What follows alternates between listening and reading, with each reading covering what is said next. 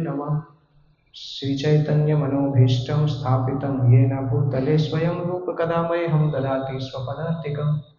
वन्देऽहं श्रीगुरो श्रीयुतपदकमलं श्रीगुरून् वैष्णवांश्च श्रीरूपं साग्रजातं सहगण रघुनाथान्वितं तं सजीवं साद्वैतं सावधूतं परिजनसहितं कृष्णचैतन्यदेवं श्रीराधाकृष्णपादान् सहगण ललिता श्रीविशाखान्वितंश्च नमो विष्णुपादाय कृष्णपृष्ठाय भूतले श्रीमते भक्तिवेदांत स्वामिनिति नामिने नमस्ते सारस्वते देवे गौरवाणी प्रचारिणे निर्विशेष शून्यवादी पाश्चात्य देशतारिणे। जय श्री कृष्ण चैतन्य प्रभु नित्यानंद श्री अद्वैत गदाधर श्रीवासदि गौर भक्तवृंद।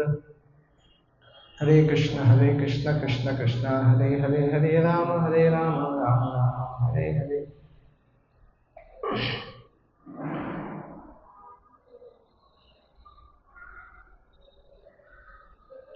ओके, पिछले संडे की क्लास में 33 नंबर श्लोक कंप्लीट हुआ था, जहाँ पर ये वर्णन आया था कि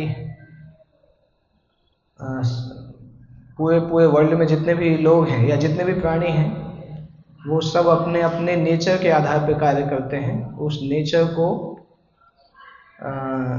दमन करना मुश्किल है। सामान्यतः 3 गुण जो होते हैं, 3 गुण के आधार पर लोग कार्य करते हैं। तो इसलिए भगवान यहाँ पे बता रहे हैं भला दमन से क्या हो सकता है। इसका ये मतलब नहीं है कि हम ऐसा बोलें कि हमारे लिए तो नेचुरल है शराब पीना, तो हम उस नेचर को कैसे छोड़ सकते हैं। यहाँ पे उसकी बात नहीं की जा रही है। यहाँ पे बात की जा रही है कि जैसे अर्जुन बोल रहे थे कि मुझे मैं युद्ध करना नहीं चाहता हूँ क्योंकि मुझे अपने सगे संबंधियों को मारना पड़ेगा। तो भगवान बता रहे हैं कि अर्जुन आप चूँकि क्षत्रिय हो, क्षत्रिय का धर्म होता है, गुण के आधार पर भी क्षत्रिय यही कार्य करता है कि अधर्म का से फाइट करता है।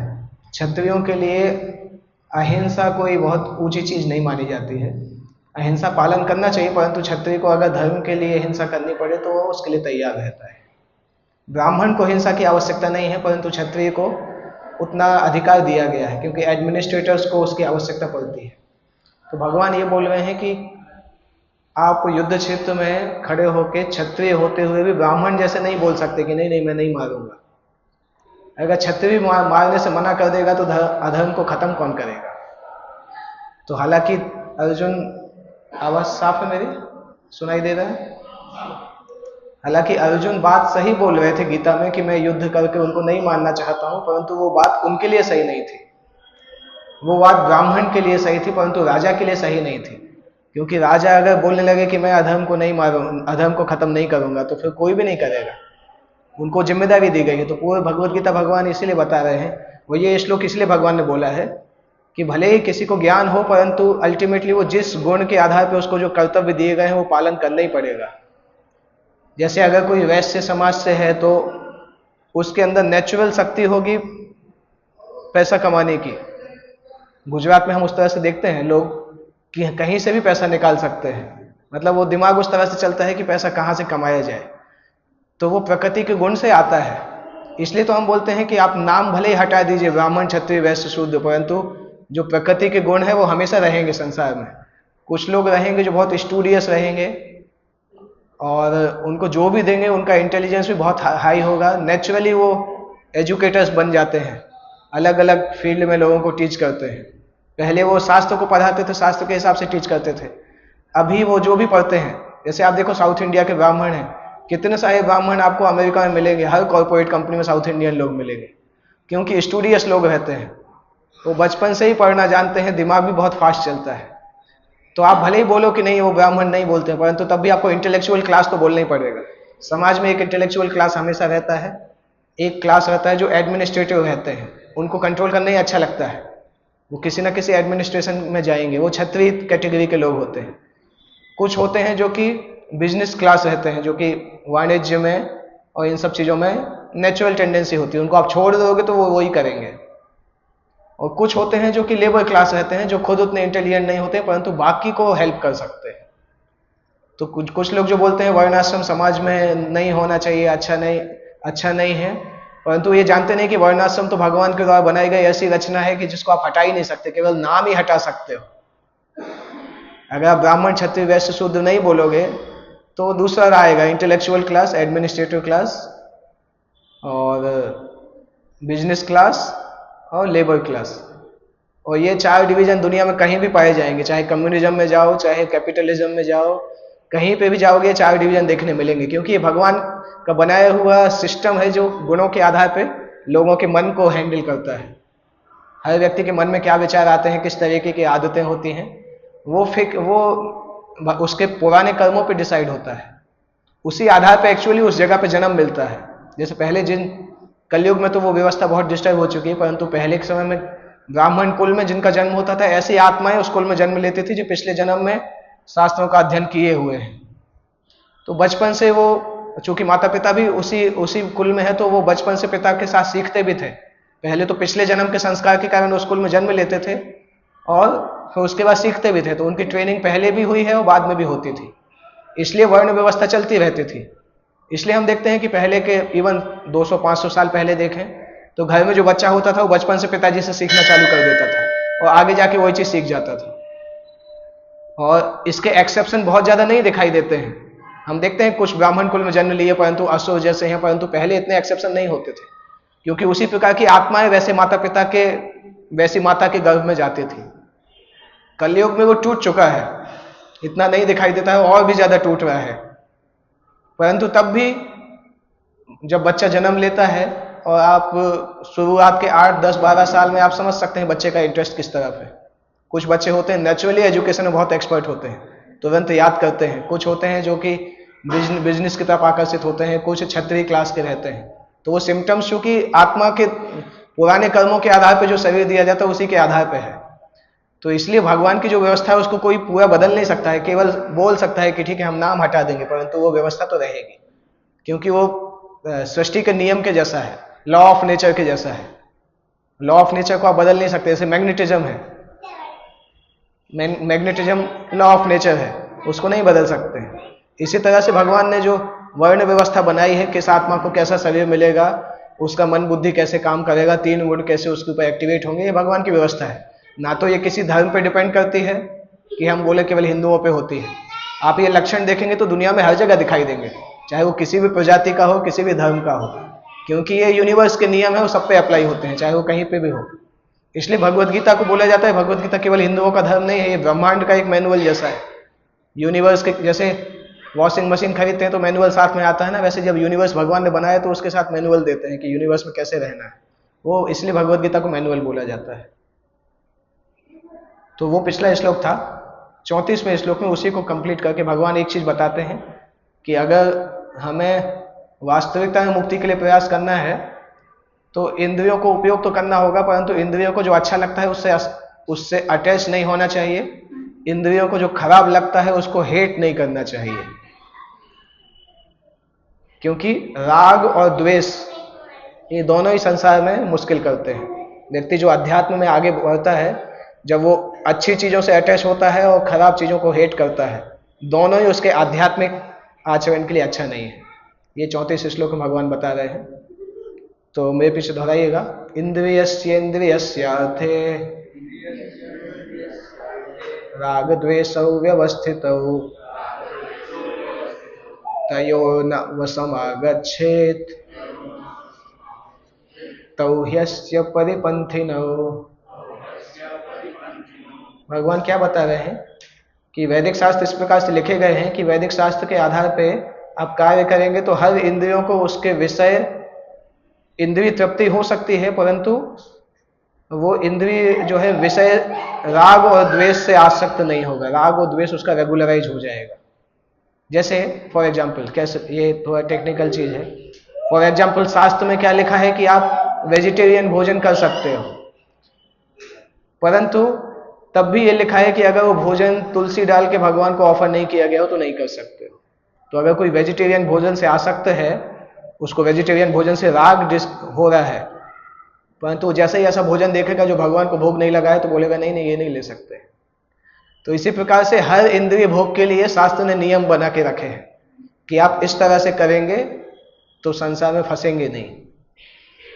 तो ये नियम हर वस्तु के लिए है, क्योंकि राग और द्वेष ये दो वस्तुएं संसार में व्यक्ति को फंसा देती हैं। सामान्यतः लोग इसी कैटेगरी में रहते हैं, अच्छी चीज़ों से आसक्त होते हैं और खराब चीज़ों से भागने का प्रयास करते हैं। परंतु आत्म साक्षात्कार के लिए जो जा रहा है उसके लिए राग और द्वेष दोनों से बचना जरूरी है, क्योंकि वो शरीर से ही मुक्त होना चाहता है। और ये राग द्वेष जो है शरीर के सिम्टम्स हैं, तो शरीर के लक्षणों से ऊपर उठना होगा। जब आत्मा के स्तर पे आएंगे तो आत्मा को राग द्वेष नहीं होता है। आत्मा भौतिक संसार में ना तो अटैच होती है ना हेट करती है। तो उस स्तर पे आ जाना है तो उसका प्रयास करना होगा। जैसे यहाँ पे लिखा है, जो कृष्ण भक्ति में है वो तो नेचुरली भौतिक इंद्रिय भोग करने में उनको अच्छा नहीं लगता है, परंतु जो कृष्ण भक्त नहीं भी बने हैं उनको भी शास्त्र के नियम के आधार पर भोग करना चाहिए। शास्त्र के नियम के विपरीत जाके नहीं करना चाहिए। एक तो होता है कृष्ण भक्ति करना, सबसे ऊंचा वस्तु है, उसके आधार पर जो कर्म है वो प्राप्त करना। अगर वो नहीं भी है तो इसमें सेकंड ऑप्शन दिया है कि एटलीस्ट शास्त्र में जो निर्देश दिए हैं कि इस ये कार्य करो ये नहीं करो, उसके आधार पे आप अपना जीवन जिएंगे तो कम से कम अनियंत्रित इंद्रिय भोग नहीं होगा। क्योंकि अनियंत्रित इंद्रिय भोग तो एक्चुअली पशु समाज को माना जाता है। पशुओं को यह बोला जाता है कि जितना इंद्रिय भोग करना है, तो क्योंकि उनको मुक्ति की कोई आशा नहीं होती है, उस शरीर में मुक्ति भी नहीं हो सकती है। इसलिए जब अनियंत्रित इंद्रिय भोग होता है तो वो मानव समाज पशु समाज में बदल जाता है।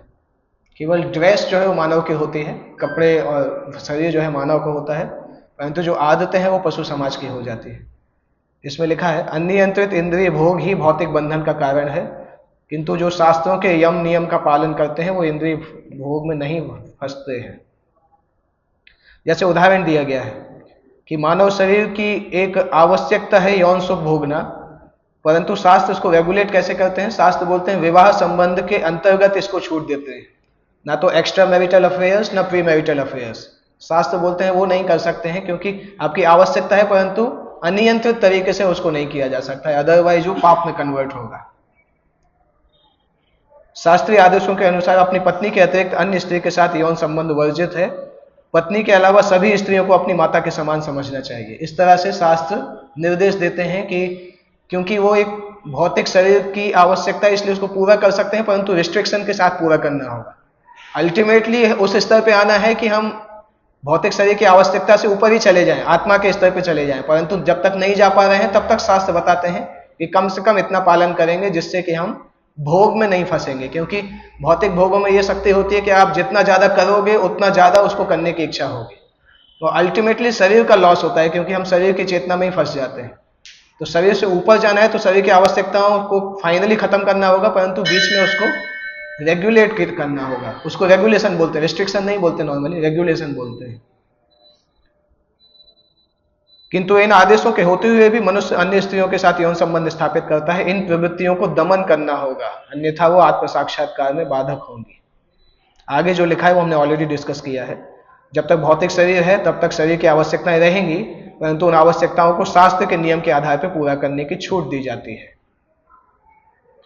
परंतु ऐसा नहीं है कि उसी छूट को ही हम जीवन का लक्ष्य बनाएं। इसलिए आगे लिखा गया है कि जीवन का लक्ष्य तब भी वो छूट नहीं है।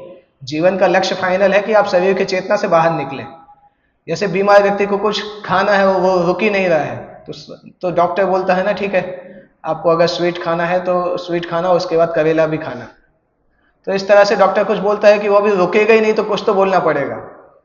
इसी तरह से शास्त्र बताते हैं कि आपका भौतिक शरीर है, भौतिक शरीर की आवश्यकता है, पूरा करना ही पड़ेगा, तो कम से कम ये जो लिखा है इसके हिसाब से करो। वैसा करते हैं तो धीरे धीरे शास्त्र पर विश्वास आता है और शुद्धि भी मिलती है। इसलिए इसमें लिखा है हमें ऐसी छूटों के नियंत्रण पर विश्वास नहीं करना होगा, अनासक्त रह के नियमों का पालन करना हो, क्योंकि नियमों के अंतर्गत इंद्रिय तृप्ति का अभ्यास भी व्यक्ति को पथभ्रष्ट कर देते हैं। जिस प्रकार राजमार्ग हाईवे में भी दुर्घटना हो सकती है, इसी तरह से शास्त्र के नियम को पालन करके भी कोई अनियंत्रित इंद्रिय भोग की तरफ जा सकता है।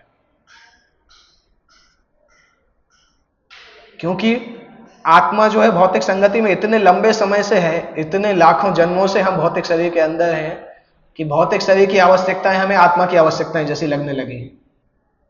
जो भौतिक शरीर के लिए नेचुरल है वो आत्मा को अपने लिए नेचुरल लगने लगा है, जबकि आत्मा के लिए वो नेचुरल नहीं है।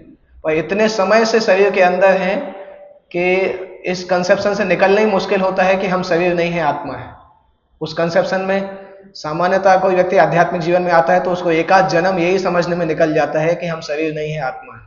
उतनी ही उपलब्धि हो जाए तो बहुत बड़ी बात है, क्योंकि लाखों जन्मों से उसमें फंसे हैं तो हम वो समझ ही नहीं पाते, वो दिमाग में जाता नहीं है। इतना पढ़ते हैं उसके बाद भी नहीं जाता है। उसको दिमाग में स्थापित करने के लिए भक्ति करना पड़ता है, भगवान के नाम का जप करना, सेवा करना।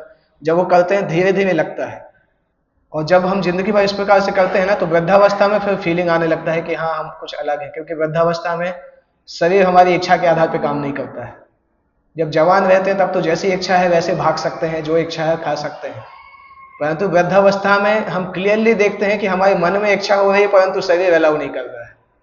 और जो आत्मा के ज्ञान को समझता है वो समझ जाता है कि मतलब मैं और शरीर अलग अलग हैं, क्योंकि मैं जो चाहता हूं शरीर करने नहीं दे रहा है, इसलिए शरीर मुझसे अलग है। परंतु पहले उसने जवानी में भक्ति किया हो तब सीख पाता है। अगर भक्ति नहीं किया है तो बुढ़ापे में बहुत फ्रस्ट्रेटेड हो जाएगा, क्योंकि उसको भोग की इच्छा होगी, भोग नहीं कर पाएगा। परंतु उसने भक्ति किया है तो समझ जाता है कि ये शरीर एक मशीन के जैसा है, वो मशीन पुरानी हो गई, अभी मशीन के बदलने का समय आने वाला है। एक समय आएगा जब वो मशीन पूरी तरह से टूट जाएगी तो फिर हमें दूसरा मशीन लेना पड़ेगा। तो जिसको उतना कॉन्सेप्ट होता है पता, वो वृद्धावस्था में संतुलित रह पाता है। नहीं तो ज्यादातर लोगों की वृद्धावस्था फ्रस्ट्रेशन में निकलती है, क्योंकि मन की इच्छाएं खत्म नहीं होती हैं और शरीर कुछ कर नहीं पाता है, इसलिए लगातार फ्रस्ट्रेटेड रहते हैं। कई लोग वृद्धावस्था में सुसाइड भी करना चाहते हैं, बोलते हैं अभी कर तो कुछ पाते नहीं है तो सुसाइड करना ही अच्छा है। इसलिए जवानी की भक्ति करने से वृद्धावस्था में व्यक्ति बहुत मैच्योर हो जाता है, जब उसको शरीर त्यागने का समय आता है। इसलिए इंद्रिय भोग के लिए किसी भी आसक्ति से बचना चाहिए। पर कृष्ण भक्ति इतना अच्छा है कि नेचुरली कृष्ण भक्ति में क्या है, हम कृष्ण के प्रति आसक्ति डेवलप करते हैं तो संसार से अनासक्ति अपने आप आ जाती है। जैसे अगर हमारे पास कोई बहुत अच्छा भोजन दिया जाए तो ऑटोमेटिकली सूखी रोटी छूट जाती है। अगर रोटी और नमक रखा हुआ है और आपको सामने फीस्ट आ जाए तो वो थाली अपने आप ही छूट जाएगा, दूसरा थाली। तो कृष्ण की भक्ति में जब कृष्ण के प्रति आसक्ति डेवलप करते हैं तो ये फिर अलग से प्रयास नहीं करना पड़ता है कि संसार से अनासक्त हो। कृष्ण खुद ही इतने आकर्षक हैं कि उनसे जैसे जैसे आसक्ति बढ़ती है संसार से आसक्ति छूटती जाती है। कभी कभी आपने देखा होगा, वृंदावन आप लोग गए हैं कभी? वृंदावन के बंदरों से कभी भेंट हुआ है? वृंदावन के बंदरों ने कभी आपका चश्मा छुड़ाया है? आपका छुड़ाया है, बैग भी छुड़ाया है। वृंदावन के बंदर जब कभी चश्मा छुड़ाते हैं ना तो उसका एक ही तरीका होता है, उनको फ्रूटी पीना अच्छा लगता है। फ्रूटी या जो मैंगो जूस आता है ना, आप दुकान से खरीद के लाइए और उसकी तरफ उछालिए, उसको फ्रूटी इतना अच्छा लगता है कि फ्रूटी पकड़ने के चक्कर में वो चश्मा छोड़ देता है, तो चश्मा आप ले लीजिए। यही तरीका है, वही यहाँ पे बात हो रही है। भगवान की प्रेम भक्ति में आसक्ति डेवलप करिए, संसार से आसक्ति अपने आप छूट जाएगी। एक तरफ से भगवान से आसक्ति डेवलप होगी, दूसरी तरफ से संसार की आसक्ति खत्म हो जाएगी। वो यहाँ पे बताया गया है। अगला श्लोक, श्रेयान् स्वधर्मो विगुणः परधर्मात् स्वनुष्ठितात्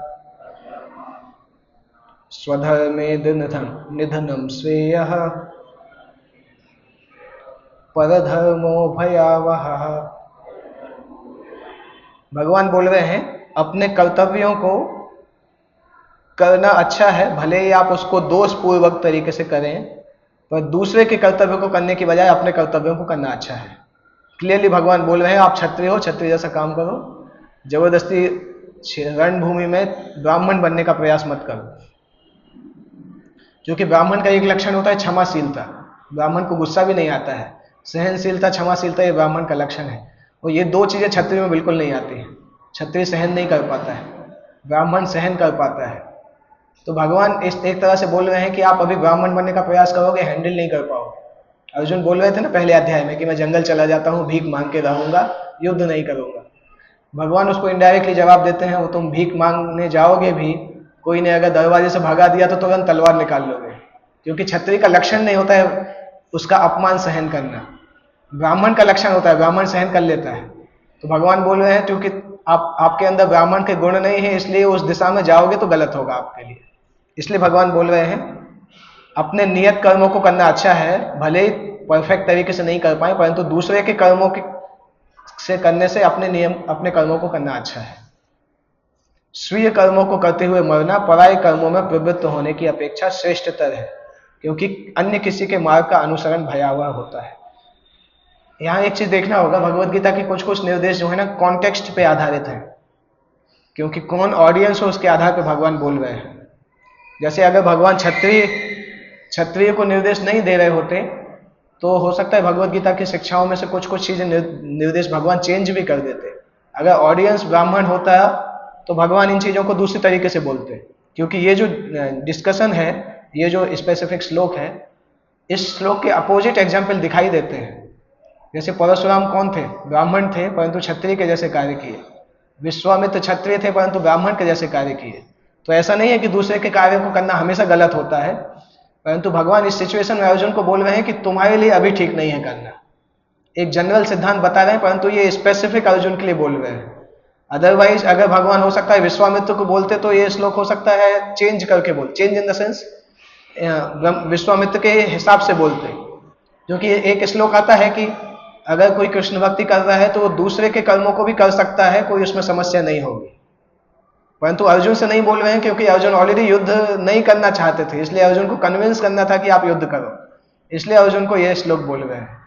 इसलिए भगवत गीता के कुछ श्लोक यूनिवर्सल हैं, कुछ श्लोक कॉन्टेक्चुअल भी हैं, कि स्पेसिफिक ऑडियंस के लिए भगवान ने वो बोला है। मनुष्य को चाहिए कि अन्यों के लिए नियत कर्मों की अपेक्षा अपने नियत कर्मों को करे, क्योंकि भौतिक दृष्टि से हमारे जो कर्तव्य दिए गए हैं वो हमारे शरीर और हमारी मनोवैज्ञानिक दशा के आधार पर दिए गए हैं, और इसीलिए आध्यात्मिक गुरु अलग अलग शिष्यों को अलग अलग सेवा के लिए बोलते हैं, क्योंकि उनको पता है कि कौन सा शिष्य का गुण क्या है और किस गुण के आधार पर वो क्या कार्य कर पाएगा। सेम टीचर, गुरुकुल में भी आप देखते थे पहले, सेम टीचर अलग अलग शिष्यों को अलग अलग तरीके से ट्रेन करता था, उनको सेवाएं भी अलग अलग देता था। पहले गुरुकुल में क्या होता था, जब बच्चों को जाते थे तो 2 साल तक उनको कॉमन शिक्षा मिलती थी, और 2 साल के अंदर गुरु पता कर लेता था कि इसके अंदर कौन से गुण प्रोमिनेंट है। अगर सत्वगुण प्रोमिनेंट है तो उसको ब्राह्मण के जैसे शिक्षाएं दी जाती थी, रजोगुण प्रोमिनेंट है तो क्षत्रिय की शिक्षाएं दी जाती थी। तो 1 या 2 साल कॉमन रहता था, उसके बाद छोटे बच्चों को देख के ही गुरु समझ जाते थे कि ये किस दिशा में जाने वाला है, उसी आधार पर शिक्षाएं दी जाती थी। कुछ हद तक अभी भी वैसा है, परंतु मॉडर्न एजुकेशन उतना उस पर ध्यान नहीं देता है, मनोवैज्ञानिक चीजों पर। मॉडर्न एजुकेशन में आपको छूट मिलती है इंजीनियरिंग 2nd 3rd ईयर में जाके कि आप माइनर प्रोजेक्ट मेजर प्रोजेक्ट करते हो, अदरवाइज सब पढ़ना पड़ता है, सब चाहे उसको। जैसे मुझे बायोलॉजी पढ़ना बिल्कुल अच्छा नहीं लगता था, समहाउ टाइम पास करने के लिए याद कर करके कर लेता था। और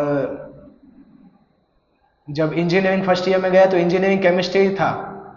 केमिस्ट्री का इंजीनियरिंग बहुत ज़्यादा यूज नहीं होता है, कुछ थोड़ा बहुत यूज होता है, परंतु फर्स्ट सेमेस्टर में इतना इंजीनियरिंग केमिस्ट्री पढ़ाया जाता है कि परेशान हो जाते हैं। और जब एग्जाम में लिखने जाते हैं ना, तो मुझे याद है एग्जाम के एक दिन पहले रात भर याद किया था, और सुबह एग्जाम पेपर के ऊपर जितना भी दिमाग में था सब उल्टी कर दिया, डाउनलोड कर दिया, उसके बाद भूल गए। एग्जाम पेपर से बाहर निकले तो भूल गए क्या याद किया था, क्योंकि वो चीज़ हमें उपयोग में नहीं आती, इसलिए हम उसको ज़्यादा ध्यान में नहीं देते हैं, केवल नंबर पाने के लिए ध्यान देते हैं। इसलिए वैदिक समय में गुरुकुल विद्या जो थी वो व्यक्ति को वही सिखाया जाता था जो उसको आवश्यक है, जिस प्रकार से उसके गुण हैं। आपने 3 इडियट मूवी देखी होगी, उसमें इसका एग्जाम्पल आता है। वो बच्चा क्या वाइल्ड लाइफ फोटोग्राफर बनना चाहता था, और उसके पिताजी उसको किसमें ICE उस इंस्टीट्यूट का नाम होता है, वहाँ पे भेज देते हैं। फाइनली वो उसी दिशा में जाता है, क्योंकि जो व्यक्ति का जो नेचर है उसी हिसाब से काम करेगा। हर व्यक्ति अल्बर्ट आइंस्टीन नहीं बनेगा, क्योंकि बहुत जन्मों से ये ब्रेन की कैपेसिटी, ये सब अलग कई जन्मों से सूक्ष्म शरीर हमें मिलता है ना, तो हम एक्सपेक्ट नहीं कर सकते हैं कि हर व्यक्ति हर सब कुछ बन पाएगा। इसलिए कभी इंग्लिश में एक जो चीज बोला जाता है ना, practice makes the man perfect, वो आधा स्टेटमेंट है, एक्चुअल स्टेटमेंट है right practice makes man perfect. जैसे आप किसको क्या एग्जाम्पल दें, छोटी सी जो चींटी होती है, चींटी नहीं एक्चुअली, ठीक है, आप लूना को बोलो कि लूना इतना तेज चलाएंगे, इतनी मेहनत करेंगे कि लूना मर्सिडीज से आगे निकल जाएगी। आप मर जाओगे परंतु नहीं आगे निकल पाएगी। वो तभी आगे निकल सकती है जब कोई हेलीकॉप्टर से उठा के लूना को आगे रख दे, नहीं तो नहीं निकल सकती है। तो किसी की अगर पर्सनल कैपेसिटी है तो व्यक्ति कितना भी प्रैक्टिस करेगा पर्सनल कैपेसिटी से बहुत आगे नहीं जा पाएगा। इसलिए हमें कैपेसिटी भी पता होना चाहिए कि किस लिमिट तक हमारी लिमिटिंग कंडीशन है। कोई भी अनलिमिटेड तरीके से नहीं कर सकता है। अगर करता भी है तो आप देखोगे उसके पिछले जन्म के कर्म होंगे जिसके कारण उसको कर पाता है। नहीं तो कितने सारे लोग सोशल मीडिया इन्फ्लुएंसर बन पाते हैं, परंतु वीडियो बना बना के परेशान हो जाते हैं, लोग लाइक ही नहीं करते हैं, व्यूज ही नहीं आते हैं, सोचते हैं क्या करें। और किसी किसी का आप देखो तो स्टूपिड वीडियो भी होते हैं तब भी लाखों लाइक आ जाते हैं। तो ऐसा नहीं कि सब कुछ केवल इंडेवर से ही हो जाता है। इंडेवर के अलावा बहुत सारी चीजें रहती हैं। इंडेवर एक चीज है परंतु उसके अलावा कई चीजें रहती हैं जिनको कंबाइन मिला के रिजल्ट मिलता है। चाहे भौतिक कर्म हो या आध्यात्मिक कर्म, मनुष्य को मृत्यु पर्यंत अपने नियत कर्मों में लगे रहना चाहिए।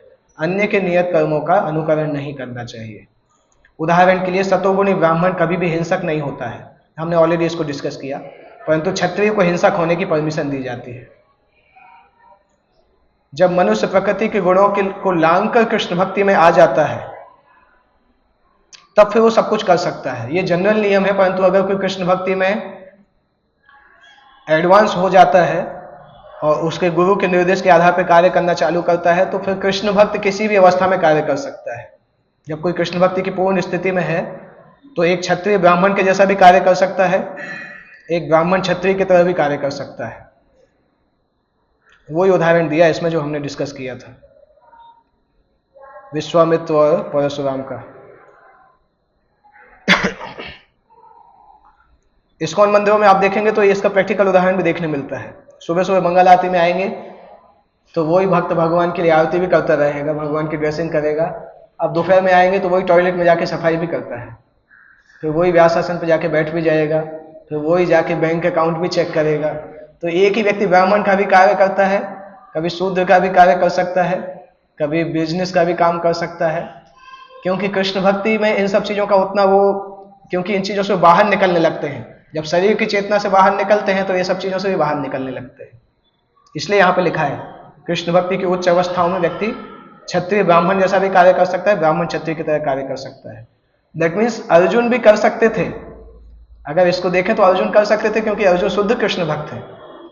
अर्जुन इंटेंशनली नहीं कर रहे हैं क्योंकि अर्जुन को भगवान को गीता का ज्ञान देना है, इसलिए भगवान ने अर्जुन को इस तरह से मोहित करके रखा है।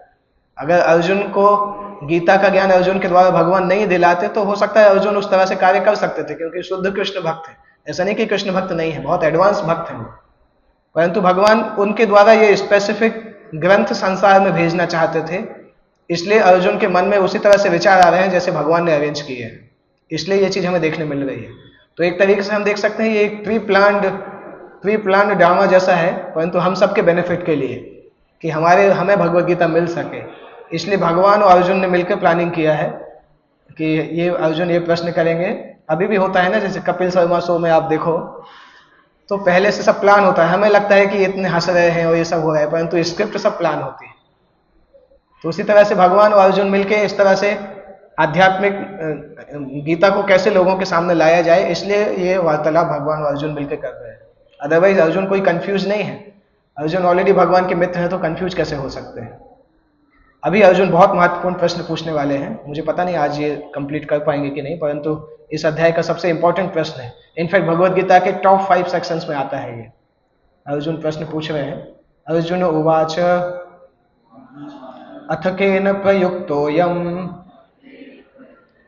पापं चरति पुरुषः अनिच्छन्नपि वाष्णेय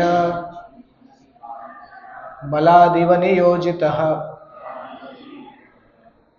अर्जुन बता रहे हैं अथ केन प्रयुक्तोऽयं पापं चरति पुरुषः, मनुष्य ना चाहते हुए पाप क्यों करता है। पाप कर्म करने की इच्छा क्यों होती है, पाप कर्मों की तरफ मनुष्य जाता क्यों है।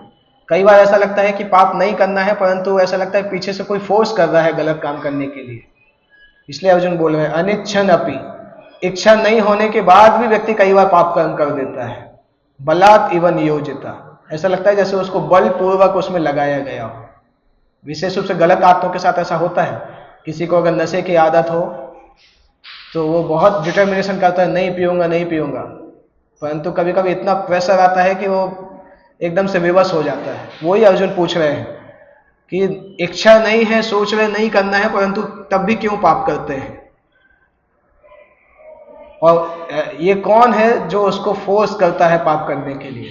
ये हम सबके लिए बहुत इंपॉर्टेंट प्रश्न है, क्योंकि हम सबके अंदर भी कई ऐसे आते हैं जिनको हम जीतना चाहते हैं परंतु नहीं जीत पाते हैं, विवश हो जाते हैं। वो काम करने के बाद पछताते भले ही हैं कि क्यों किया, परंतु जब करते हैं तो ऐसा लगता है जैसे कोई जबरदस्ती करा रहा है।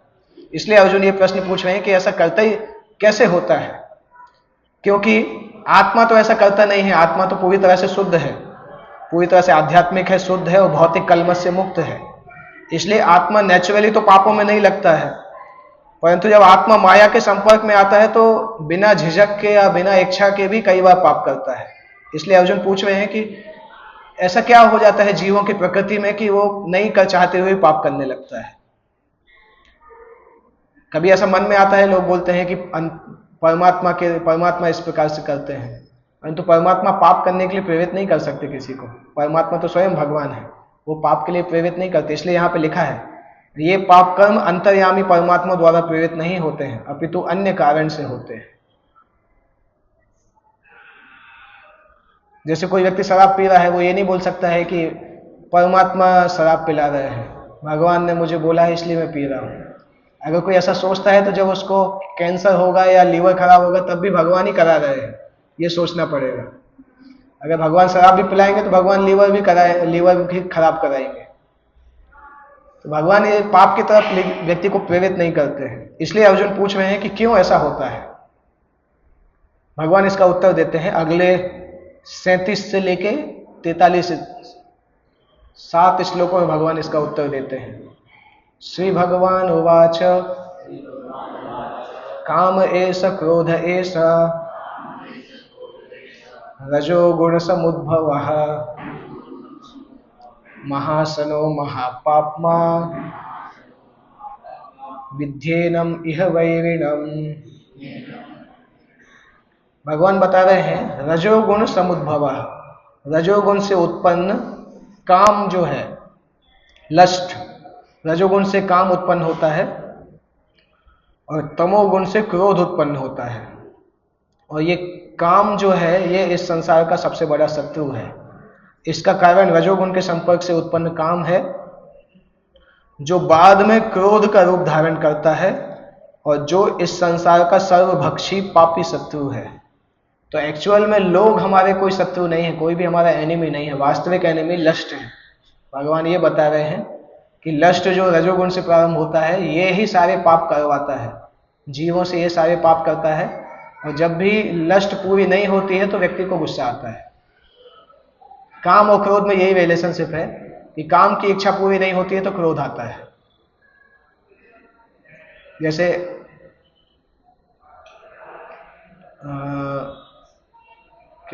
कई उदाहरण है, किससे समझाएं। जैसे फॉर एग्जांपल हमें गुलाब जामुन बहुत अच्छा लगता है मान लो, और कहीं पे गुलाब जामुन रखा है, हमने उसको सेव करके रखा है कि घर जाएंगे तो अच्छे से 5-10 गुलाब जामुन रखे हैं कि 5-6 तो खा ही लेंगे हम, और छुपा के आए हम एकदम कि अभी जाएंगे तो अच्छे से, पूरे मन में है कि जाते ही साथ गुलाब जामुन खाना है। जब जाके देखते हैं तो वहाँ से गुलाब जामुन गायब रहता है, तो पता चलता है कि ये कोई मित्र ने खा लिया। तो तुरंत इतना गुस्सा आता है कि अरे मेरा गुलाब जामुन कोई और खा गया। तो ये तो मैंने एक उदाहरण दिया। कोई भी भौतिक भोग की इच्छा जैसे ही रुकती है, ऑब्स्ट्रक्शन आता है, तुरंत गुस्सा आता है। और भौतिक भोग की इच्छा जब पूरी होती है तो उससे लोभ आता है।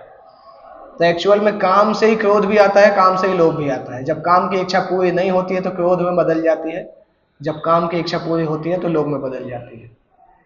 और आगे कहाँ 16वें अध्याय में भगवान बताए हैं काम क्रोधस तथा लोभस तस्माद् एतत्त्रयम् त्यजेत्। काम, क्रोध और लोभ ये तीनों नरक के द्वार हैं। अगर कोई व्यक्ति अध्यात्म में आना चाहता है तो इन तीनों द्वारों से बचना चाहिए, क्योंकि ये तीनों जो हैं नरक में फास्ट ट्रैक करके ले जाते हैं, काम, क्रोध और लोभ। और इन तीनों में भी मुख्य क्या है? काम मुख्य है, क्योंकि वही क्रोध में बदलता है, वही लोभ में बदलता है। इसलिए भगवान काम को बता रहे हैं कि काम इस संसार का पापी शत्रु है। अब ये काम क्या कहलाता है ये भी देखना आवश्यक है कि जब हम भौतिक सृष्टि में आते हैं तो भगवान कृष्ण से जो हम प्रेम करते थे, वो प्रेम जब सृष्टि में रजोगुण के संपर्क में आता है तो वो प्रेम काम में बदल जाता है।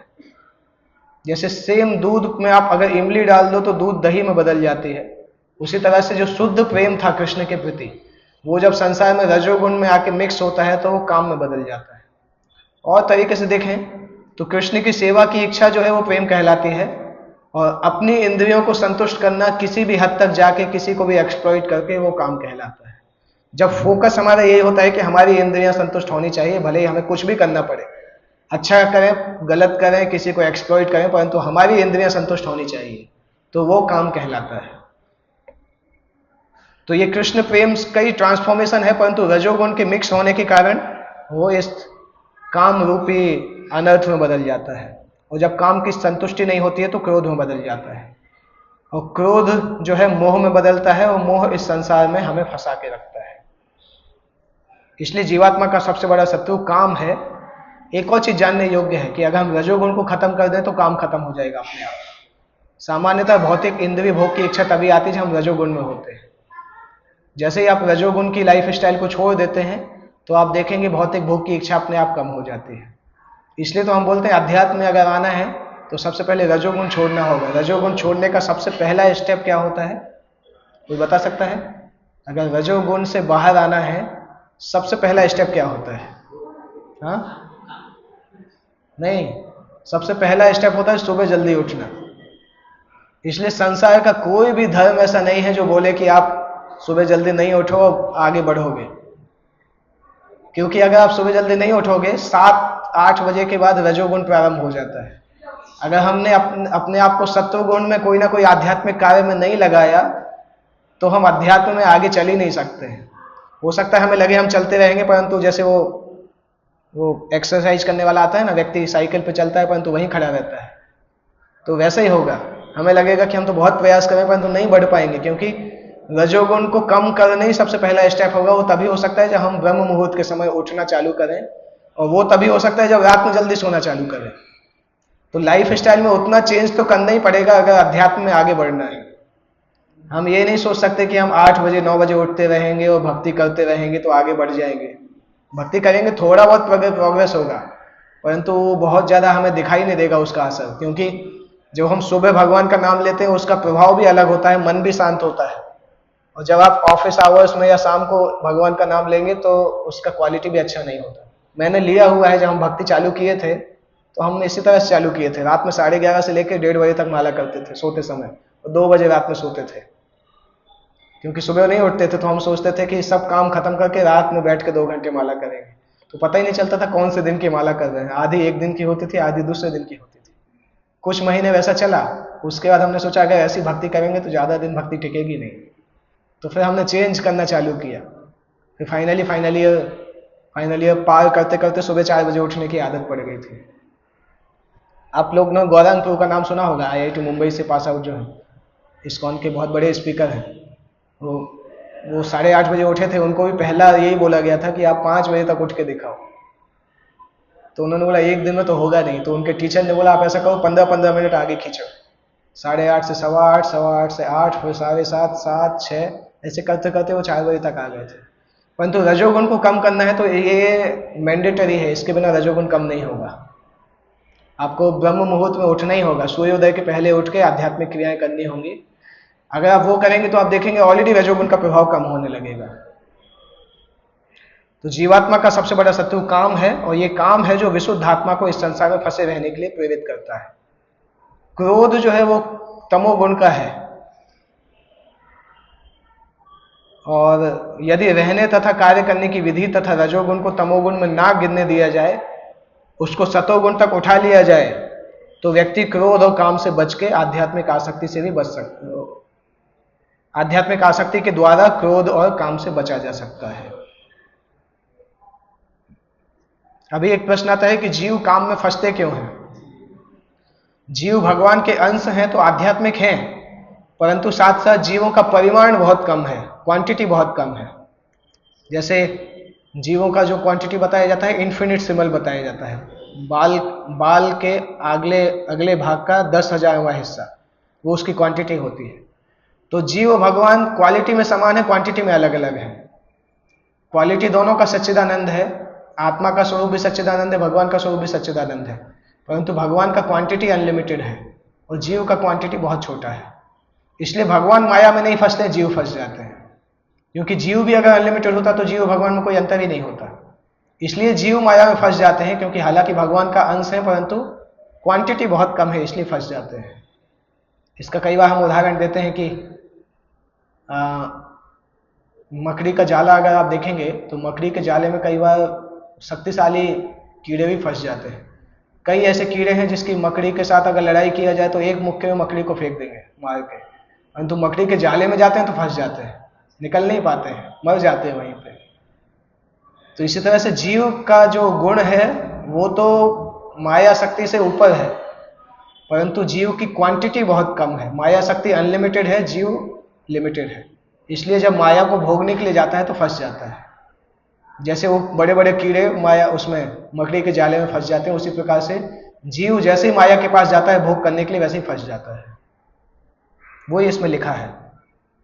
जीवात्माएं दीर्घ काल तक काम कर्मों में फंसे रहने के कारण ऊब जाती हैं, तब उनको जिज्ञासा होती है कि वास्तविक रूप के बारे में कब जानेंगे। और जब वो जिज्ञासा होती तब वो अर्थात तो ब्रह्म जिज्ञासा, तब वो अध्यात्म की तरफ आता है। तो यदि काम को भगवान के प्रेम में फिर से बदल दिया जाए, क्योंकि कृष्ण प्रेम से ही काम बना है, तो अगर काम को हम नीचे क्रोध तक नहीं लाके ऊपर लाके कृष्ण प्रेम में बदल दें तो अपने आप ही हम काम से जीत जाएंगे। दैट मीन्स अगर हम केवल अपने इंद्रियों को संतुष्ट करने के बजाय कृष्ण के इंद्रियों को संतुष्ट करना चालू करें, अपने आप काम खत्म हो जाएगा। इसलिए कृष्ण की सेवा करना सबसे नेचुरल चीज है काम को खत्म करने के लिए। कभी कभी कुछ लोग बोलते हैं कि हमें बहुत काम भावना बहुत परेशान कर रही है, हम बोलते हैं भगवान के बर्तन जाके साफ करो 2-3 घंटे, अपने आप काम भावना खत्म हो जाती है, डाइल्यूट हो जाती है अपने आप। क्योंकि कृष्ण की सेवा में लगते ही साथ काम अपने आप शक्ति, उसके काम की शक्ति कम होने लगती है। तो अगर अपनी जिंदगी को हम ये बनाएंगे कि अपनी इंद्रियों को संतुष्ट करने के बजाय कृष्ण की इंद्रियों को संतुष्ट करेंगे, अगर अपनी इंद्रियों को संतुष्ट करना भी है तो कृष्ण का प्रसाद स्वीकार करेंगे। कई घरों में, भारत में कई घरों में ऐसा होता है कि घर में जो भी आता है पहले भगवान को ऑफर किया जाता है, भले ही कपड़ा हो, वाहन हो, ये बहुत अच्छा है। एटलीस्ट ये तो स्वीकार करते हैं कि भगवान मालिक हैं, हम सेवक हैं, जो भी उपयोग करेंगे भगवान को देने के बाद उपयोग करेंगे। कम से कम ये भावना आता है कि हम भोगता नहीं है, भगवान भोगता है। तो वो यहाँ पे भगवान बता रहे हैं। इसके बाद उस काम भावना का वर्णन भगवान कर रहे हैं कि किस प्रकार से काम भावना ने हमें ढक के रखा है। धूमेन ब्रियते बह्निर् यथा दर्शो मलेन च यथोल्बेनावृतो गर्भस् तथा तेनेदमावृतम्। जिस प्रकार अग्नि धुएं से, दर्पण धूल से अथवा भ्रूण गर्भाशय से आवृत रहता है, उसी प्रकार जीवात्मा इस काम की विभिन्न मात्राओं से आवृत रहता है। धुआं जो है अग्नि को ढकता है, दर्पण धूल से ढका जाता है और गर्भ जो है वो गर्भाशय से ढका रहता है। उसी प्रकार जीवात्मा की जैसी चेतना विकसित होती है उतनी मात्रा में वो काम से ढका रहता है। 3 कैटेगरी दी गई है। जैसे गर्भाशय से भ्रूण ढका रहता है, ये तमोगुण की अवस्था है, जब जीवात्मा इतना काम से भरा होता है कि उसको समझ में ही नहीं आता है कि वो शरीर है कि आत्मा है या अध्यात्म के बारे में सोच ही नहीं पाता है। पशु पक्षियों को ऐसा माना जाता है। धूल से जब दर्पण ढका रहता है तो ऐसा नहीं कि दर्पण बिल्कुल नहीं दिखाई देता है, परंतु कम दिखाई देता है। तो दैट मीन्स ये थोड़ी काम से कम ढकी हुई अवस्था है। अग्नि धुएं से जब ढकी रहती है तो अग्नि दिखाई देती है, केवल धुआं नहीं दिखता है। तो ये सबसे कम ढकी हुई अवस्था है। तो ये सबसे कम, सेकंड नंबर की उससे ज़्यादा, तीसरे नंबर की सबसे ज़्यादा। इस प्रकार से जीव काम के अलग अलग तरीके से ढका रहता है। वही इसमें लिखा है। जब काम की उपमा धूम्र से की जाती है तो समझना चाहिए कि जीवित स्फुलिंग की अग्नि कुछ कुछ दिखाई देती है। जब जीवात्मा अपने कृष्ण भक्ति को कुछ कुछ प्रकट करता है तो उसकी उपमा धुएं से आवृत अग्नि से दी जाती है। धुआं होता है परंतु अग्नि भी दिखाई देती है, अग्नि भी वहां पे दिखती है। दर्पण पर धूल का उदाहरण मन रूपी दर्पण को आध्यात्मिक विधियों से स्वच्छ करने की प्रक्रिया के समान है। ये सेकंड उदाहरण है। दर्पण पे धूल होती मतलब हमारी चेतना में काम भरा हुआ है। उसका सबसे, चेतना को साफ करने का सबसे अच्छा प्रोसेस है नाम का संकीर्तन करना। और तीसरा जो दिया गया है सबसे ज़्यादा लोएस्ट अवस्था है, असहाय अवस्था, क्योंकि गर्भ में जो बच्चा होता है उसके अंदर इतनी भी स्वतंत्रता नहीं होती कि इस तरह उस तरह हिल सके। इसी प्रकार से व्यक्ति कभी कभी काम में इतना ज़्यादा जकड़ जाता है कि वो सोच समझ ही नहीं पाता है। सामान्यतः पशु लोगों की अवस्था है, एक्चुअली वृक्षों की अवस्था इसमें लिखा है। हाँ, जीवन की ये अवस्था वृक्षों के समान है, क्योंकि वृक्षों के अंदर इतनी चेतना नहीं होती है कि वो जीव है कि निर्जीव है, इतना ज़्यादा उनका चेतना ढका हुआ होता है। वृक्ष जीवात्माएं हैं, परंतु वृक्ष के अंदर काम की प्रबलता इतनी ज़्यादा है कि उस काम की प्रबलता के कारण उनकी चेतना शून्य हो जाती है। दैट मीन्स वृक्ष योनि ऐसी योनि है जब व्यक्ति बहुत ज़्यादा कामी पुरुष अगर रहा होगा तो उसको वृक्ष की योनि दी जाती है, बहुत पापी योनि मानी जाती है। धूमिल दर्पण जो है पशु पक्षियों के समान है, और अग्नि जब धुएं से है तो वो मनुष्य के समान है। समझ में आए? धुएं से अग्नि ढकी हुई है, वो मनुष्य की चेतना के समान है, और दर्पण में धूल जमा है वो पशु पक्षियों के समान है, और माँ के गर्भ में जैसा बच्चा है फंसा रहता है उसी प्रकार से चेतना जो है वृक्ष के अंदर पाई जाती है। इन तीन का वर्णन यहाँ पे किया जा रहा है। अभी मनुष्य जीवन अगर हमें मिला है तो मनुष्य जीवन में प्रयास करें कि हम योग्य निर्देशन में कृष्ण भक्ति करके काम को जीत सके। बाकी योनियों में काम को जीतने का कोई पॉसिबिलिटी नहीं है, केवल मनुष्य योनि में इसका पॉसिबिलिटी होता है। ओके, 39 श्लोक। आवृतम ज्ञानमेतेन ज्ञानिनो नित्यवैरिणा काम रूपेण कौन्तेय दुष्पूरेण नलेन च। भगवान बता रहे हैं इस प्रकार से काम जो है वो जीवात्मा की शुद्ध चेतना को पूरी तरह से ढक लेता है। और काम का एक और लक्षण है, काम कभी भी संतुष्ट नहीं होता है। दुष्पूरेण, कभी भी संतुष्ट नहीं होता है, वो अग्नि के जैसा जलता रहता है। क्यों संतुष्ट नहीं होता है? क्योंकि एक इच्छा को हम पूरा करते हैं तुरंत दूसरी इच्छा आ जाती है। इच्छाएं कभी भी समाप्त नहीं होती। मनुष्य का मन इस तरह से कार्य करता है कि एक इच्छा जैसे ही खत्म होगी दूसरी इच्छा तुरंत चालू हो जाती है। तो अगर इच्छाओं को केवल संतुष्ट करते रहेंगे तो मरते समय तक भी इच्छा रहती है। जब व्यक्ति अगर मरता है तब भी उसको लगता है कि यार कुछ तो छूट गया, पोते की शादी नहीं करा पाए, या पोते के बच्चे को खिला नहीं पाए, कुछ तो इच्छा चलती रहती है। क्योंकि भौतिक इच्छाएं इस तरह से हैं कि आप भौतिक एक इच्छा पूरी करोगे दूसरी इच्छा आएगी, लगातार चलती रहेगी। इसलिए काम के लिए बोला गया है दुष्पूरेण, कभी संतुष्ट नहीं होता है। और अन्न लेना चा, अग्नि के समान जलता रहता है। जैसे अग्नि में आप कितने ही घी डाल दो, अग्नि संतुष्ट नहीं होती है, लगातार वो मांगती रहती है। उल्टे जितना घी डालोगे उतना और तेजी से जलने लगती है। तो आप भौतिक इच्छाओं को पूरा करते जाओ, भौतिक इच्छाएं और बढ़ती रहेंगी, कभी खत्म नहीं होंगी। लिखा भी इसमें, कितना भी विषय भोग क्यों ना किया जाए काम की तृप्ति नहीं होती है। जिस प्रकार निरंतर ईंधन डालने से अग्नि कभी नहीं बुझती है। भौतिक संसार में मुख्य व्यक्ति काम के द्वारा ही भौतिक संसार में आया है, और इसलिए इस संसार को मैथुन्यागार बोला जाता है। विषय जीवन की हथकड़ियां। सामान्यतः जेल में क्या करते हैं, लोगों को हथकड़ी डाल के रखते हैं। भौतिक संसार में वो हथकड़ी जो है व्यक्ति की काम भावना है। काम के प्रति जो उसका आकर्षण है, इंद्रिय भोग के प्रति जो आकर्षण है, वो बंदी गृह में अपराधियों को छड़ों के भीतर जैसे रखा जाता है उसी तरह से हमें बंदी रखा गया है। अगर इंद्रिय भोग की इच्छा को छोड़ देंगे तो संसार से बाहर चले जाएंगे, व्यक्ति मुक्त हो जाता है। परंतु वो इच्छा इतनी अच्छी है कि छूटती नहीं है। व्यक्ति उसी को ही अपना जीवन मानता है कि इंद्रिय भोग को पूरा करना ही जीवन का लक्ष्य है। और न जाने कितने जन्म तो निकल चुके हैं ऐसा करते करते, क्योंकि जब गीता में हाथ में आता है तब तो पहली बार पता चलता है कि ये क्या है। ये तो संसार में हम चलते ही रहते हैं, कठपुतली के जैसे चलते रहते हैं। संसार हमें चलाता रहता है, कितने कितने जन्म निकल जाते हैं। जैसे कभी कभी व्यक्ति को लास्ट स्टेज होता है कैंसर का, उसको पता ही नहीं होता है, जब एनालिसिस होता है तब पता चलता है मरने वाले हैं। तो ऐसे ही हम संसार में जब आते हैं, जैसे एक्सरे निकालने जाते हैं तो अंदर की कल हम डिस्कस कर रहे थे ये चीज़ कि फुल बॉडी चेकअप कराओ तो शरीर की बीमारियां निकल आती हैं, इसलिए फुल बॉडी चेकअप करानी नहीं चाहिए, मतलब इस तरह से डिस्कशन हो रहा था। अच्छा नहीं है, नहीं कराना चाहिए, क्योंकि अगर बीमारी निकलती तो उसका इलाज कर सकते हैं। इसी तरह से जब हम भगवत गीता हाथ में आती है तो फुल बॉडी चेकअप जैसे ही होता है। भगवत गीता के पेज खोल के पढ़ना चालू करोगे तो पता चलेगा कि यार जो जीवन जी रहे हैं वो सब कुछ नहीं है, कुछ तो गलती है। तो वो हमारा खुद का एनालिसिस जैसा है। लास्ट लाइन देखिए कितना इंपॉर्टेंट है। इंद्रिय तृप्ति का भोग करते समय व्यक्ति को हो सकता है कुछ समय के लिए खुशी मिले, परंतु ये खुशी जो है उसी व्यक्ति की मुक्ति के लिए सबसे बड़ा शत्रु है। इंद्रिय भोग की खुशी जो है वो उस व्यक्ति को संसार से बाहर निकलने नहीं देगी, कभी हमेशा संसार में फंसा के रखेगी। अगले श्लोक में भगवान बताते हैं ये काम भावना कहाँ कहाँ उपस्थित होती है शरीर में।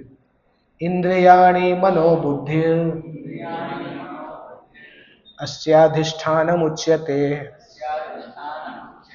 एते विमोहयत्येष ज्ञानमावृत्य देहिनम्।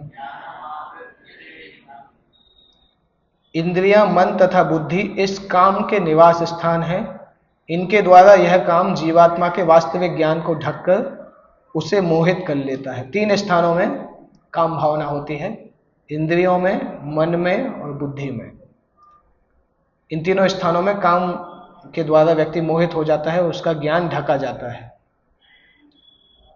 ये क्यों बताया जा रहा है? क्योंकि अगर हमें किसी शत्रु से लड़ाई करना है तो पता होना चाहिए कि शत्रु कहाँ कहाँ बैठा है। लिखा है शत्रु को भगवान कृष्ण उन स्थानों का संकेत कर रहे हैं जहां पे काम होता है, जिससे कि शत्रु को जीतने वाला यह जान ले कि शत्रु कहां पर है।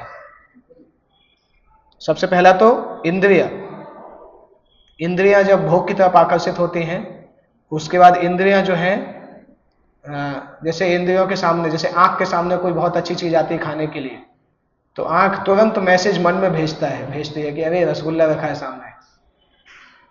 तो मन तुरंत रिस्पॉन्ड करता है, मन बुद्धि से पूछता है कि मुझे खाने की इच्छा हो रही, खा लें क्या? तो इंद्रिय तो बुद्धि क्या बोलता है? सामान्यतः बुद्धि बोलता है खा तो सकते हो, परंतु पहले जेब में हाथ डाल के देख लो पैसे हैं कि नहीं चुकाने के। तो तुरंत इंद्रिय बुद्धि जो है मन से बोलती है, मन हाथ से बोलता है कि जेब में हाथ डालो। हाथ जेब में डालता है, पर्स निकालता है, आंख की तरफ देता है। आंख जैसे ही देखती सफिशिएंट पैसा है, आंख मन से बोलती है हाँ पैसा है। मन बुद्धि से बोलता है पैसा है, खा लें क्या? बुद्धि बोलती है मन को हाँ ठीक है खा लो। मन बोलता है पैर को, दुकान की तरफ चलते हैं, पैर तुरंत वहां चला जाता है। ये सब काम मिली सेकेंड्स में होते हैं, हमें लगता है ऑटोमेटिक हो रहा है, परंतु अंदर सिस्टम चालू है। इंद्रियां मन के पास जाती, मन बुद्धि के पास जाता है, बुद्धि आदेश देती है। ये जनरल हेल्दी सिस्टम है, हमें पता नहीं चलता, ऐसा लगता है अपने आप हो रहा है, परंतु सिस्टम यही चलता है। तो समस्त इंद्रियों के कार्यकलापों का केंद्र बिंदु मन है। जैसे ही हम इंद्रिय विषयों के बारे में सुनते हैं तो मन में इंद्रिय भोग की इच्छा हो जाती है, तो इंद्रियां और मन में काम घुस जाता है। और जब मन में काम की इच्छा होती है तो मन फिर बुद्धि को भी कन्विंस कर लेता है, तो बुद्धि में भी लस्ट भर जाती है। क्योंकि बुद्धि जो है आत्मा के बगल में रहती है, बुद्धि आत्मा की पड़ोसी है, इसलिए जब मन भी लष्टी हो जाता है, इंद्रियां भी लष्टी हो जाती हैं, बुद्धि को कन्विंस कर लेता है, बुद्धि भी लष्टी हो जाती है, तो बुद्धि आत्मा को भी मिथ्या अहंकार के द्वारा कन्विंस कर लेती है। आत्मा अपने आप को शरीर से आइडेंटिफाई करती है, आत्मा में अहंकार उत्पन्न होता है और व्यक्ति उस इंद्रिय भोग को करने के लिए चला जाता है। ये प्रक्रिया होती है। जो मनुष्य इस त्रिधातु निर्मित शरीर को आत्मस्वरूप जान बैठता है, देह के विकारों को स्वजन समझता है, जन्मभूमि को पूज्य मानता है और तीर्थ स्थलों की यात्रा दिव्य ज्ञान वाले पुरुष से भेंट करने के लिए नहीं अपितु स्नान करने के लिए करता है, उसे गधा या बैल के समान समझना चाहिए। ये श्लोक यहाँ पे इसलिए कोट किया गया क्योंकि व्यक्ति गलती कभी करना तभी चालू करता है जब वो ये इसमें फंस जाता है, ये सोच के कि मैं शरीर हूँ, आत्मा नहीं हूँ, तभी से गलती की शुरुआत होती है। इसलिए भगवत गीता में आप देखेंगे, पूरी भगवत गीता में बार बार एम्फेसाइज किया जाता है कि शरीर की चेतना से बाहर आओ, क्योंकि आत्मा की चेतना में वो गलती नहीं होती, जो हर गलती शरीर की चेतना में ही होती है। इसलिए अगले 2-3 श्लोकों में सॉल्यूशन बताया जा रहा है कितना हम डिस्कस कर पाएंगे? तो टाइम है उतना? नहीं तो अगली क्लास में इसको फिर से डिस्कस करिएगा। ये आगे के लास्ट के 3 श्लोक सॉल्यूशन फिर से डिस्कस करिएगा। अभी थोड़ा शॉर्ट में करते हैं जिससे लोगों को थोड़ा इंटरेस्ट रहेगा अगली क्लास में फिर से आने का। या अभी छोड़ दें क्या? कम से कम सॉल्यूशन सुनने के लिए अगली बार सभी लोग आएंगे। ओके। जैसे बाहुबली मूवी इसलिए सफल हुई थी क्योंकि लोग सिनेमा घरों में यही देखने गए थे कि कटप्पा ने बाहुबली को क्यों मारा। इसी तरह से कोई इंटरेस्टिंग टॉपिक बीच में छोड़ दो तो लोग आते हैं कि हाँ हाँ कम से कम आगे सुनेंगे। मैं शॉर्ट में बताता हूँ, अगर कोई प्रश्न है तो बताइएगा क्योंकि समय नहीं है, पर ये 3 श्लोक महत्वपूर्ण है। तस्मात् त्वमिन्द्रियाण्यादौ नियम्य भरतर्षभ पाप्मानं प्रजह्येनं ज्ञान विज्ञान नाशनम। इन 3 श्लोकों में भगवान सॉल्यूशन बता रहे हैं कि कैसे हम काम को जीते। तो सबसे पहले क्या है? तस्मात् त्वम इंद्रियाणि आदौ, इसलिए प्रारंभ से ही इंद्रियों को वश में करने का प्रयास करो। नियम्य मतलब नियमित। इंद्रियों को वश में करने का मतलब इंद्रियों को रेगुलेट करना, इंद्रियों को रोकना नहीं परंतु रेगुलेट करना। शास्त्र के नियमों के आधार पर इंद्रिय भोग प्रदान करना, अनलिमिटेड इंद्रिय भोग प्रदान नहीं करना। ये पहला स्टेप बताते हैं। तस्मात् त्वम इंद्रियाण्यादौ नियम्य, हे भरतवंशियों में श्रेष्ठ अर्जुन, प्रारंभ में ही इंद्रियों को वश में करके इस पाप का महान प्रतीक काम का दमन करो और ज्ञान तथा आत्म साक्षात्कार के इस विनाशकर्ता का वध करो। तो ये एक स्टेप भगवान ने बताया। इंद्रिय संयम का प्रयास करिए। मन में ये फिक्स होना चाहिए कि अनलिमिटेड इंद्रिय भोग हमेशा दुख को प्रदान करेगा। ये कॉन्सेप्ट मन में फिक्स करना बहुत इंपॉर्टेंट है। मिजरी प्रोड्यूसिंग मैटर, अगर मैटर के साथ डील करेंगे तो मिजरी जाएंगी। जैसे इंद्रिय भोग को हम अनलिमिटेड तरीके से करने का प्रयास करेंगे, अपने आप दुख आना चालू हो जाएंगे। अभी हमारे दिमाग में सेटिंग है कि इंद्रिय भोग करोगे तो सुख मिलेगा। गीता सिखाता है इंद्रिय भोग ज्यादा करोगे तो दुख मिलेगा। वो सेटिंग हमें चेंज करने की जरूरत है। एक लिमिट, जैसे ये हम जानते भी हैं कि इंद्रिय भोग एक लिमिट तक करेंगे तभी हेल्पफुल होता है। जैसे किसी को कोई चीज अच्छी लगती है खाने में, परंतु अनलिमिटेड नहीं खा सकता। एक लिमिट के बाद वही वस्तु जो है वो व्यक्ति के पेट खराब कर देती है। तो ये समझना होगा कि इंद्रिय भोग अनलिमिटेड नहीं कर सकते हैं, इंद्रिय संयमन करना आवश्यक होगा। क्योंकि अनलिमिटेड इंद्रिय भोग आत्मज्ञान के उत्कंठा को विनाश कर देगा। आगे है अतः मनुष्य को जीवन के प्रारंभ से इस कृष्ण भक्ति को सीखना चाहिए। ये जानना चाहिए कि जीव भगवान का भिन्न अंश है, और अंश का मतलब ही होता है मूल की सेवा करना। इसलिए जीव का जन्म ही हुआ है भगवान की सेवा करने के लिए। उसके अलावा जीव कहीं पे भी जाएगा तो उसको पूरी संतुष्टि नहीं मिलेगी। इससे कन्विंस होना चाहिए। इसलिए यहाँ पे आगे लिखा है, हमने पहले भी पढ़ा है, अभी 1-2 श्लोक पहले, काम ईश्वर प्रेम का प्रतिबिंब है। अगर किसी को प्रारंभ से ही कृष्ण भक्ति सिखाई जाए, बचपन से ही कृष्ण भक्ति अगर सिखाने लगे, तो उसका जो कृष्ण प्रेम है वो काम में पूरी तरह से परिवर्तित नहीं होगा। कृष्ण प्रेम उसके अंदर जागृत हो जाएगा। क्योंकि एक बार अगर ईश्वर प्रेम काम में परिवर्तित हो जाता है तो उसको फिर से लाना कठिन होता है। पर हालांकि कृष्ण भक्ति में इतनी शक्ति है कि अगर हम कृष्ण भक्ति किसी भी समय प्रारंभ करते हैं और सिंसियरिटी से करते हैं तो कृष्ण प्रेम जागृत हो सकता है। इसलिए मनुष्य कृष्ण भावनामृत या भगवत भक्ति के द्वारा इंद्रियों को वश में करना प्रारंभ कर सकता है और काम को भगवत प्रेम में बदल सकता है, जो मानव जीवन की पूर्णता की चरम अवस्था है। 42 नंबर श्लोक में भगवान एक और टिप दे रहे हैं लस्ट को जीतने का। इंद्रियाणि पराण्याहुः इंद्रियेभ्यः परं मनः मनसस्तु परा बुद्धिर् यो बुद्धे परतस्तु सः। यहाँ पे क्या बता रहे हैं? इंद्रियाणि पराणि आहुः, इंद्रियों को जड़ पदार्थ की अपेक्षा श्रेष्ठ बोला जाता है।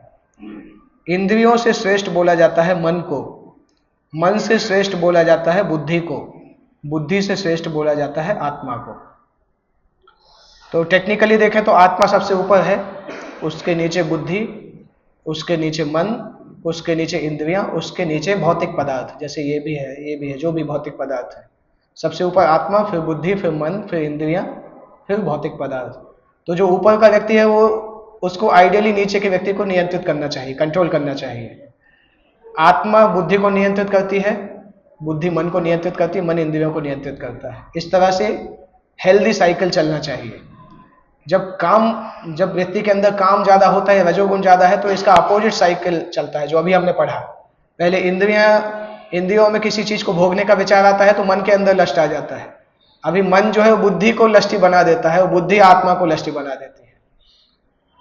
तो लस्ट के कारण व्यक्ति अपोजिट साइकिल में चलता है, हेल्दी व्यक्ति सही सेम साइकिल में चलता है। परंतु बुद्धि मन से कैसे जीतेगी? जब बुद्धि को भगवान की सेवा में डायरेक्टली लगाया जाएगा। आत्मा बुद्धि को कैसे नियंत्रित करेगी? जब आत्मा को भगवान की सेवा में लगाया जाएगा। इसलिए हमने सबसे पहले इसमें डिस्कस किया कि अगर डायरेक्टली कृष्ण भक्ति की क्रियाओं में अपने आप को लगा देंगे तो आत्मा डायरेक्टली भगवान की सेवा में लग जाती है, और अगर आत्मा भगवान की सेवा में लग जाती है ना, तो बुद्धि और मन आत्मा को जीत नहीं पाते हैं। बुद्धि और मन आत्मा को लस्ट से कन्विंस नहीं कर पाते हैं। अभी क्या है, हम अपने आप को शरीर समझते हैं, तो आत्मा सबसे ऊपर है और सबसे नीचे क्या है? पदार्थ। शरीर मतलब जड़ पदार्थ। तो जब आत्मा अपने आप को शरीर समझती है ना, तो हम तो सबसे नीचे के स्तर पे आ गए। तो बुद्धि से भी नियंत्रित हो जाते हैं, मन से भी नियंत्रित हो जाते हैं, इंद्रियों से भी नियंत्रित हो जाते हैं, क्योंकि आत्मा सबसे ऊपर है, पदार्थ सबसे नीचे है। इसलिए गीता प्राइमरीली सिखाता है कि अपने आप को आत्मा समझो, जिससे कि आप बुद्धि को नियंत्रित कर सको। इस श्लोक का वही मतलब है। काम का निवास शरीर में है, किंतु उसे इंद्रिय रूपों के झरोखे प्राप्त हैं। इंद्रियां शरीर से श्रेष्ठ हैं, और जब कृष्ण भक्ति करते हैं तो ये जो द्वार है इंद्रिया, ये द्वार अननेसेसरी उपयोग में नहीं आते हैं। ये लिखा है, जो हमने डिस्कस किया वो लिखा है। कृष्ण भावनामृत में आत्मा भगवान से सीधा संबंध स्थापित करता है। जब आत्मा भगवान से संबंध स्थापित करता है तो आत्मा बुद्धि को नियंत्रित कर सकता है, बुद्धि मन को नियंत्रित कर सकती है, मन इंद्रियों को नियंत्रित कर सकता है। पूरा ये यही लिखा है। टेक्निकल भाषा आप पढ़ेंगे, सेम कॉन्सेप्ट है जो मैंने बताया, वही इसमें लिखा हुआ है। आत्मा इंद्रिय विषयों, इंद्रियों, मन और बुद्धि, इन सभी से ऊपर है। इसलिए आत्मा का ज्ञान प्राप्त करना, और आत्मा के ज्ञान प्राप्त करने के बाद आत्मा के जैसा कार्य करना, भगवान की सेवा करना, उसको करने से व्यक्ति अपने आप लस्ट से बाहर आ जाता है। सारी समस्या का हल यह ही है कि आत्मा के स्वरूप को प्रत्यक्ष समझा जाए। बुद्धि के द्वारा आत्मा की स्वाभाविक स्थिति को ढूंढें और फिर मन को निरंतर कृष्ण भक्ति में लगाएं। इससे सारी समस्या हल हो जाती है। यदि कोई बुद्धिपूर्वक अपने मन को भगवान के शरणागत होकर कृष्ण भक्ति में लगाता है तो मन के अंदर शक्ति आ जाती है। तो हालांकि इंद्रियां बहुत शक्तिशाली हैं, परंतु जब मन भगवान की सेवा में लग जाता है तो इंद्रियों को अपने आप नियंत्रित कर लेता है। इंद्रियां मन को लष्टी नहीं बना पाती। इसके बाद लास्ट श्लोक में भगवान बताते हैं, एवं बुद्धे परम बुद्ध्वा संस्तभ्यात्मानमात्मना जहि शत्रु महाबाहो कामरूपम दुरासदम।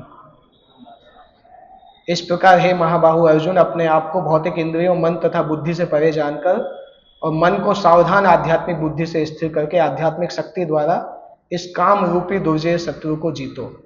वही बताया भगवान ने जो हमने अभी डिस्कस किया है। सबसे पहला तो अपने आप को इन सबसे ऊपर जानो, मतलब अपने आप को आत्मा के रूप में पहचान करो, और फिर अपनी बुद्धि और मन को कृष्ण भक्ति में स्थिर करो। ये दो चीजें करोगे तो काम से जीत जाओगे। भगवान इसमें फाइनल सॉल्यूशन बता रहे हैं। अपने आप को आत्मा के रूप में मन और बुद्धि से परे समझो, और कृष्ण भक्ति में अपने मन और बुद्धि को स्थिर करो।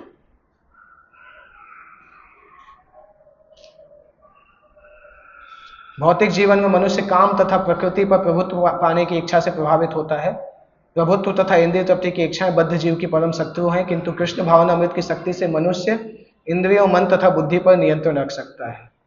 इसलिए नियत कर्मों को सहसा बंद करने की आवश्यकता नहीं है, कृष्ण भावनामृत को विकसित करने की आवश्यकता है। श्रेष्ठ बुद्धि के द्वारा कृष्ण भक्ति में प्रशिक्षण होगा तो व्यक्ति काम को अपने आप जीत लेगा। यहाँ पे तीसरा अध्याय समाप्त होता है। चौथा अध्याय नेक्स्ट वीक प्रारंभ होगा, दिव्य ज्ञान। किसी को कोई प्रश्न है तो पूछ सकते हैं। और माला, कोई प्रश्न है किसी को? ठीक है, माला करने के बाद भी अगर कोई प्रश्न याद आए तो मैं हूं यहाँ, पूछ सकते हैं।